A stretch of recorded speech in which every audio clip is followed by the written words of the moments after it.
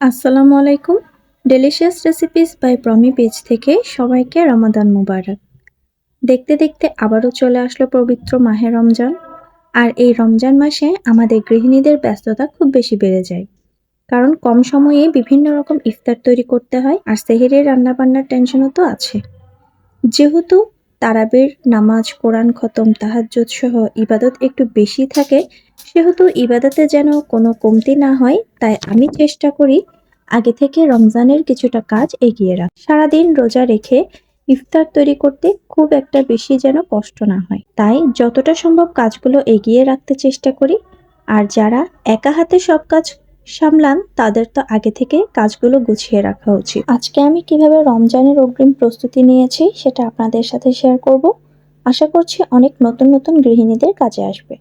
সম্পূর্ণ ভিডিওটি দেখবেন, একদম স্কিপ করবেন না, কারণ সম্পূর্ণ ভিডিওতে অনেক গুরুত্বপূর্ণ ছোট ছোট টিপস আছে যেগুলো আপনাদের অনেক কাজে আসবে। আর ভিডিওটা অবশ্যই ফ্যামিলি অ্যান্ড ফ্রেন্ডসের সাথে শেয়ার করবেন, যেন তাদেরও কিছুটা আইডিয়া হয়। হেল্প যে আইটেমগুলো ছাড়া প্রতিদিনের ইফতারি সম্পূর্ণ হয় না, প্রথমে আমি সেই আইটেমগুলো নিয়েই দেখাবো। আর সবার প্রথমে আমি মশলা তৈরি করা দেখাবো, কারণ মশলা ছাড়া ইফতারি বলেন, সেহরি বলেন, কিছুই তৈরি করা সম্ভব না। তাই আমি এখানে বেশি পরিমাণে মশলা তৈরি করেছি। আর প্রতিদিনের রান্না বান্নার জন্য আমি কিছু মশলা এই বক্সে রাখি, যেন রান্নার সময় একটা বক্স বের করলে সব মশলা আমি যেন পেয়ে যাই। এই বক্সে আমি আদা বাটা, রসুন বাটা, পেঁয়াজ বাটা, জিরা বাটা, বাদাম বাটা রেখেছি। এভাবে কিছু মশলা প্রতিদিনের জন্য একটা বক্সে সংরক্ষণ করলে বারবার আলাদা আলাদা বক্স বের করার ঝামেলা হয় না। এখন আমি তৈরি করে নেব হোমমেড গরম মশলা।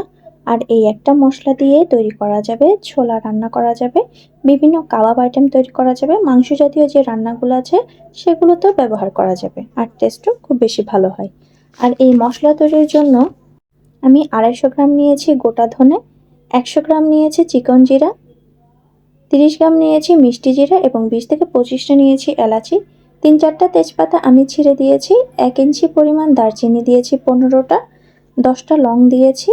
আর সবগুলো মশলা আমি আগে থেকে ধুয়ে রোদে ভালো করে 2 থেকে 3 দিন শুকিয়ে নিয়েছিলাম। এখন এইসব গোটা মশলাগুলো গ্রাইন্ডারে গুঁড়া করে নেব। আপনারা চাইলে শিলপাটায়ও গুঁড়া করে নিতে পারেন, আর বেশি পরিমাণ তৈরি করতে চাইলে আপনারা মিলে পাঠিয়েও গুঁড়া করে নিতে পারেন। আমি মশলার গুঁড়াগুলো একটা চালনিতে চেলে নিচ্ছি, আর এটা অবশ্যই করতে হবে, তা না হলে রান্নার ওপর গোটা মশলাগুলো ভেসে থাকবে। অবশিষ্ট ছোবাগুলো আমি ফেলে দেব, আর একটা কাচের এয়ারটাইট বক্সে সংরক্ষণ করে নেব। মাসখানেক পরপর, বেশি পরিমাণ করলে মাসখানেক পরপর রোদে দিলে ভালো হয়, যেহেতু এগুলো হোমমেড মশলা। আর চাইলে নর্মাল ফ্রিজেও সংরক্ষণ করতে পারেন, অনেকদিন এর ঘ্রাণ ভালো থাকে।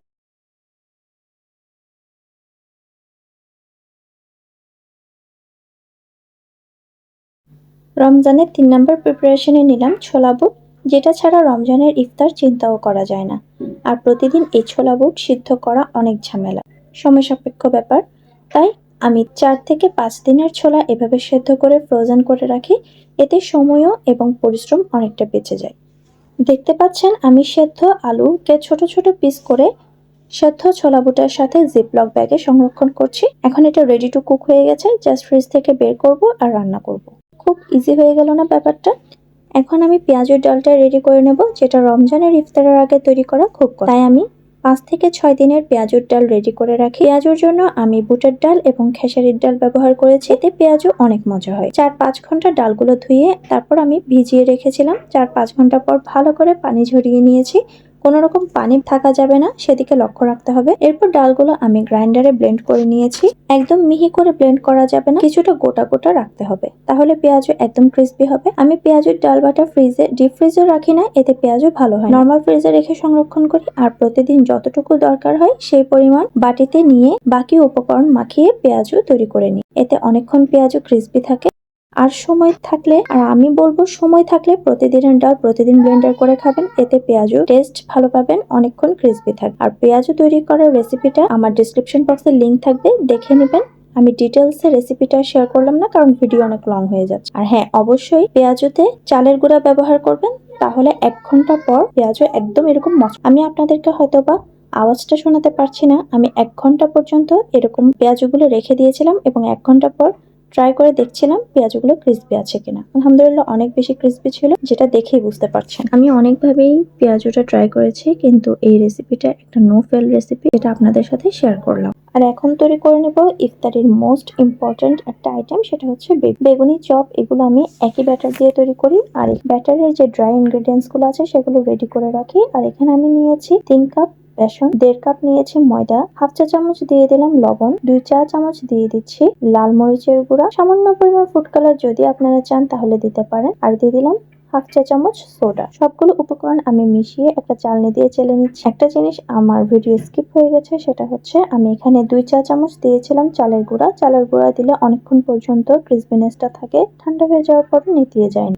আমি সবগুলো উপকরণ ভালো করে চেলে একটা এয়ারটাইট বক্সে রেখে দিচ্ছি। এভাবে যদি বেগুনির মিশ্রণটা রেডি করে রাখা যায়, তাহলে ইফতারের সময় শুধু পরিমাণ মতো বেসন নিয়ে জাস্ট পানি দিয়ে গুলিয়ে ব্যাটার তৈরি করে ফেলা যায়। আর একটা মিশ্রণ দিয়ে আমি আলুর চপ এবং ডিমের চপ দুটোই তৈরি করে ফেলি। আর আমার মশলা অথবা যে কোনো কিছুর বয়ামে এভাবে করে লিখে রাখি, যেন ভুল না হয়। রমজানে ঝাল নাস্তা ভাজা পোড়া একটু বেশি খাওয়া হয়, আর তাই সসটাও একটু বেশি লাগে।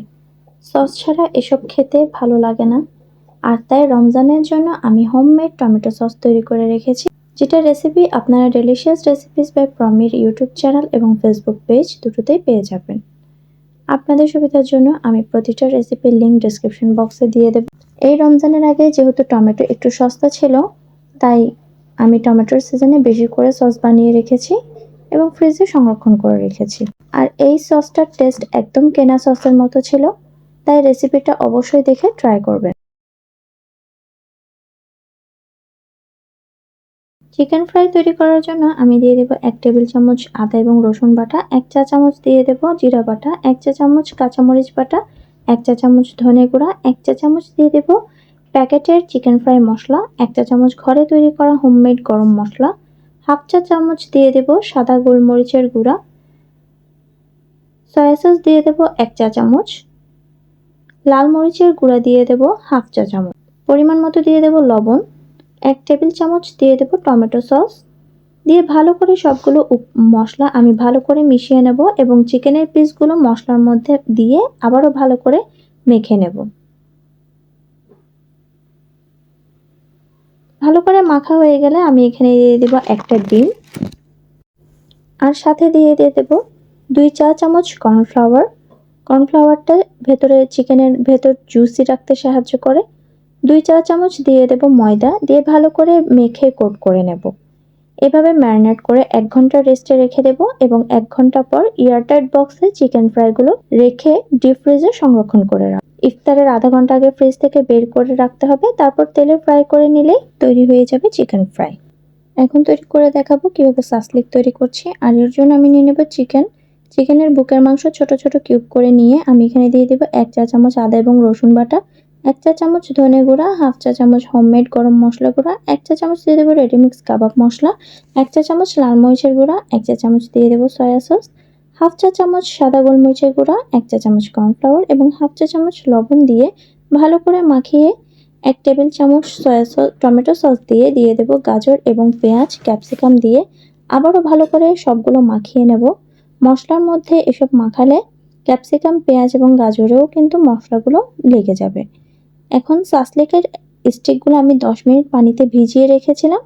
এরপর একে একে করে গাজর, ক্যাপসিকাম, পেঁয়াজ দিয়ে এক একটা করে সাসলিক স্টিক গেঁথে তৈরি করে সাসলিক স্টিকগুলো গেঁথে নেওয়া হয়ে গেলে এভাবে ডিপ ফ্রিজে রেখে শক্ত করে নেব, তারপর জিপলক ব্যাগে সংরক্ষণ করে রাখব। বাচ্চাদের ইফতারের সময় ছোলা, পেঁয়াজু এসব খেতে ইচ্ছে করে না, খেতে চায় না, তাই আগে থেকেই কিছু ফ্রোজেন আইটেম যদি আমরা তৈরি করে রাখি, যেমন ধরেন চিকেন ফ্রাই, রোল, সমুচা, কাবাব, এগুলো তৈরি করে রাখি, তাহলে ইফতারের সময় বাচ্চাদেরকে সার্ভ করা যায় আর বাচ্চারাও খুব খুশি হয়, মজা করে খায়। আর তাই আমি কিছু সমুচা রোল তৈরি করে ফ্রোজেন করে রেখেছি। আর ডিটেলস রেসিপিগুলো আমি আমার চ্যানেল এবং পেজে দিয়ে দেব। আমি ভিডিও বড় হয়ে যাবে বলে ডিটেলস রেসিপিগুলো দেখাতে পারিনি। এই ভিডিওতে আমি আপনাদেরকে জাস্ট রমজানের প্রিপারেশনটা কিভাবে নেব সেটা দেখানোর চেষ্টা করেছি। আশা করি আপনারা বুঝতে পারবেন। আর ফ্রোজেন আইটেমগুলো তৈরি করার আগে সবসময় আপনারা চেষ্টা করবেন ব্রেড ক্রাম্ব অথবা বিস্কিটের গুঁড়া তৈরি করে রাখার জন্য, কারণ বেশিরভাগ নাস্তায় এগুলো খুব দরকার হয়। তাই আগেভাগে এগুলো রেডি থাকলে নিজের জন্য অনেকটা সুবিধা হয়। আর এই ভিডিওতে আমি 6 ধরনের ফ্রোজেন আইটেম দেখিয়েছি, যেখানে 3টা নাস্তায় আমি ব্রেড ক্রাম্ব দিয়ে তৈরি করেছি। আর রমজানের প্রিপারেশনের এই কাজগুলো আমি একদিনে করিনি, 2 থেকে 3 দিনে আমি ভাগ করে করেছি, কারণ এত কাজ কখনো একদিনে করা সম্ভব হয় না, সে যতই এক্সপার্ট হোক না কেন। যেমন সমোসা তৈরি করার জন্য আমি একদিন সমোসার শিটগুলো তৈরি করে রেখেছিলাম এবং অন্যদিন আমি সমোসাগুলো ফোল্ড করে রেখেছি, কারণ সমোসা তৈরি করা আমার কাছে একটু কষ্ট মনে হয় এবং সময়টা একটু বেশি লাগে, কারণ সমোসার শিটগুলো একদম পাতলা করে তৈরি করতে হয়। আর প্রতিটা শিট বেলে নেওয়ার পর আমি হালকা করে তাওয়ায় ছেঁকে নিয়েছি, যেন একটার সাথে একটা লেগে না যায়। আর এভাবে করে ছেঁকে নিলে আপনারা নর্মাল ফ্রিজেও অনেক দিন সংরক্ষণ করে রাখতে পারবেন সমোসা শিটগুলো। আমি একটা রুটি দিয়ে 4টা সমোসা তৈরি করে নিয়েছি। অনেকে অনেকভাবে সমোসা ফোল্ড করে, কিন্তু আমার কাছে এই পদ্ধতিটাই সহজ মনে হয়। আর এত সব ফ্রোজেন আইটেমগুলো তৈরি করার জন্য আমার মেয়ে আমাকে অনেক বেশি হেল্প করেছে, কারণ এসব কাজে একজনের পক্ষে একটু কষ্ট হয়ে যায়, একজন হেল্পিং হ্যান্ড থাকলে কাজগুলো একটু সহজ হয়ে যায়। সমোসাগুলো একটা ট্রেতে নিয়ে ডিপ ফ্রিজে আমি শক্ত করে নিয়েছিলাম। শক্ত হয়ে যাওয়ার পর আর একটা জিপলক ব্যাগে ফ্রোজেন করে রেখেছি। সেমভাবে আমি হাফ মুন পাই এবং ব্রেড বলও তৈরি করে নিয়েছি, যেগুলো রেসিপি এই ভিডিওটার পরে আমি আপলোড করব। পেজে লাইক দিয়ে সাথে থাকবেন, যেন নতুন নতুন রেসিপিগুলো সবার আগে আপনাদের কাছে পৌঁছে যায়। অনেক রেসিপি শেয়ার করব রমজানের জন্য। ফ্রোজেন আইটেমের মধ্যে আমি কখনো ডিম চপ, আলুর চপ এগুলো ফ্রোজেন করি না, কারণ আলু ডিপ ফ্রিজে রাখার পর খাওয়া যায় না, একদম পানি পানি লাগে। তাই আমি এইসব ডিম চপ, আলুর চপ মানে আলু দিয়ে তৈরি করা আইটেমগুলো ইনস্ট্যান্ট বানিয়ে ইফতারের সময় সার্ভ করি। এই তো ইফতারের প্রিপারেশন নিয়ে আমার ছোট্ট একটা চেষ্টা, আশা করি আপনাদের কাজে আসবে। আমি জানি আমার চেয়ে আরও এক্সপার্ট মা বোনেরা আছেন, যারা অনেক বছর সংসার জীবনে রমজান কাটিয়েছেন, তাদের কাজের দক্ষতা আরও বেশি। কিন্তু আমি চেষ্টা করেছি যারা নতুন নতুন সংসার শুরু করেছেন, বুঝতে পারছেন না কোন কাজটা আগে করবেন অথবা কোনটা পরে, তাদের জন্য আমার আজকের এই ভিডিও। আশা করি সবার ভালো লাগবে। আর ভালো লাগলে আমার ভিডিওতে একটা লাইক দিবেন আর আপনাদের মূল্যবান মতামত কমেন্টের মাধ্যমে আমাকে জানাবেন। পবিত্র মাহে রমজানে আল্লাহ যেন সবার রিজিক বাড়িয়ে দেন, সবার ইবাদত দোয়া যেন আল্লাহ কবুল করে নেন, আমাদের সবাইকে যেন আল্লাহ ক্ষমা করে দেন। রমজানে সবাই ভালো খাবেন, ভালো থাকবেন, চেষ্টা করবেন আশেপাশের গরিব দুঃখীদের ভালো রাখতে। আপনার আমার পাশে যেন কোনো রোজাদার খালি পেটে না থাকে, চেষ্টা করবেন রোজাদারদেরকে ইফতার করানোর জন্য, এতে অনেক বেশি সওয়াবের ভাগীদার আমরা হতে পারবো। রমজান প্রিপারেশনের সবচেয়ে শেষের টিপসটা আপনাদের সাথে শেয়ার করি, যেটা ছাড়া রমজানে ইফতারে তৃপ্তি পাওয়া যায় না। রমজান মাসে শরবত খাবো না এটা তো হবে না, আর ইফতারের আগে তাড়াহুড়া করে শরবত তৈরি করতে হয়, আর রমজানের লেবুর দামটাও একটু বেড়ে যায়। তাই আমি আগে থেকে বেশি পরিমাণ লেবু এনে লেবুর রসটা সংরক্ষণ করে রাখি। লেবুগুলো মাইক্রোওয়েভে 30 সেকেন্ড গরম করে নিয়েছি। আর যাদের ওভেন নেই তারা চেষ্টা করবেন কুসুম গরম পানিতে 10 মিনিট ভিজিয়ে রাখতে। এতে লেবুর রসটা খুব বেশি পরিমাণ পাওয়া যায় আর খুব সহজে লেবুর রস বের হয়ে আসে। খুব বেশি গরম পানিতে দিবেন না, এতে লেবুর ভিটামিন নষ্ট হয়ে যেতে পারে। দেখতে পাচ্ছেন লেবু কাটার সাথে সাথে কিভাবে কি পরিমাণ লেবুর পানি বের হচ্ছে। লেবু কাটার আগেই জাস্ট মুখটা কাটলাম আর এভাবে করে লেবুর রস বের হচ্ছে। এই পদ্ধতিতে লেবুর রসটা বের করা খুবই সহজ। দেখতে পাচ্ছেন কত পরিমাণ একটা লেবু থেকে রস বের করে নিচ্ছি। আর এই রসগুলো আমি সবগুলো লেবুর রস এভাবে করে আমি বের করে নিয়েছি এবং বরফের মোল্ডে আমি এভাবে করে লেবুর রসগুলো জমিয়ে নেব। আর এভাবে করে লেবুর রসগুলো আমি বরফ করে সংরক্ষণ করে রাখবো। এভাবে রাখলে শরবত বানানোর সময় পানি এবং চিনির সাথে শুধুমাত্র 2 থেকে 3টা কিউব দিলেই লেবুর শরবত তৈরি হয়ে যাবে। আসলে রান্নাবান্না কিচেনের কাজগুলো কিছু টিপস ফলো করলে খুব সহজ হয়ে যায়। সবার শেষে আমি আপনাদেরকে আমার রমজানের পুরো প্রিপারেশনের একটা ছোট্ট সিন দেখাচ্ছি। আর সবগুলো আমি আলাদা আলাদা করে নাম লিখে দিয়েছি, যেন ফ্রিজে খুঁজতে সময় না লাগে। সবাই ভালো থাকবেন, আশেপাশে অসহায় মানুষদের ভালো রাখবেন, আমার পরিবারের জন্য সবাই একটু দোয়া করবেন। সবাইকে রমজানের অগ্রিম শুভেচ্ছা। আসসালামু আলাইকুম।